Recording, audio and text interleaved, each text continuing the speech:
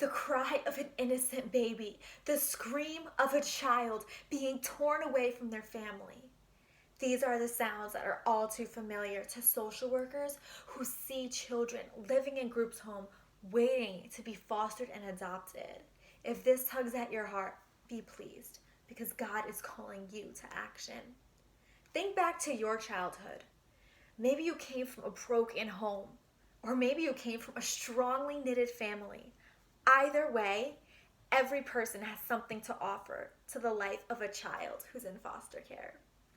I have witnessed firsthand the pain and the hardship that children in foster care go through because my own family has fostered and adopted.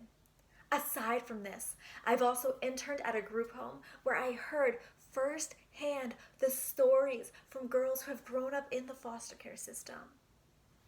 The rising number of children being placed in the foster care system is a social issue that can be reduced in a God-honoring way if Christians would consider fostering and adopting these children so that they don't have to end up in children's homes. During the next minutes that follow, I will validate how the number of children in foster care is rising, how this creates an issue, and how God's people can step in to minimize this growing issue. Let's get started. The number of children in foster care is on the rise. For example, I have seen with my own eyes that foster homes and children's homes are constantly full. Group homes getting intake forms constantly. Many of these children don't get to experience the traditional household and a family because they're living in a group home. Another example of the increase of foster care children waiting to be adopted or fostered that are sitting in a group home can be seen in a simple survey of how many foster families exist within our local churches. If there's only one foster family in a local church, that means that you're contributing to the rise of foster children that are sitting in group homes waiting to come into a foster home. This moves me to my second point. The rising number of children in foster care creates many issues in society.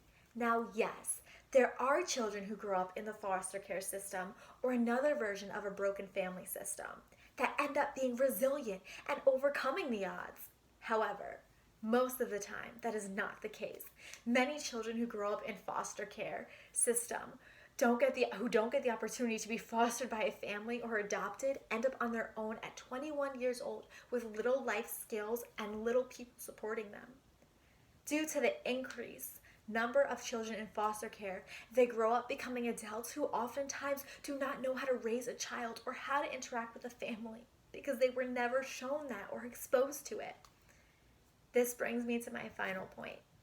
If God's people would rise up and choose to become foster or adoptive families, something that is valued according to Scripture, the rising number of foster children living in a group home would decrease.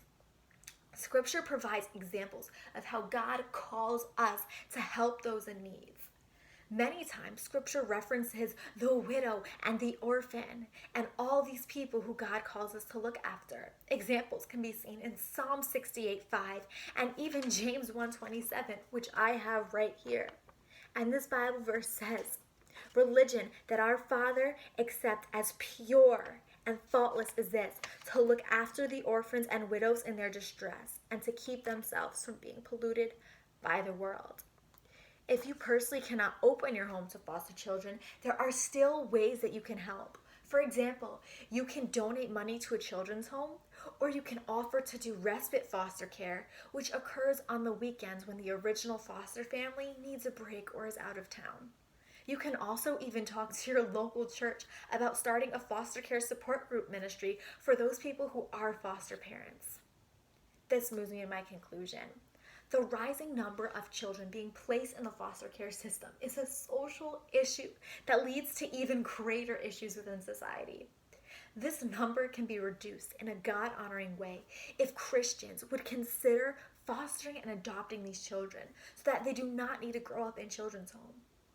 Has this topic touched your heart in any way? Are you realizing how important it is for a child to grow up in a strong family structure? If so, Could it be that God is calling you either to open your home, or to take action and to support those individuals who have opened their homes? Thank you.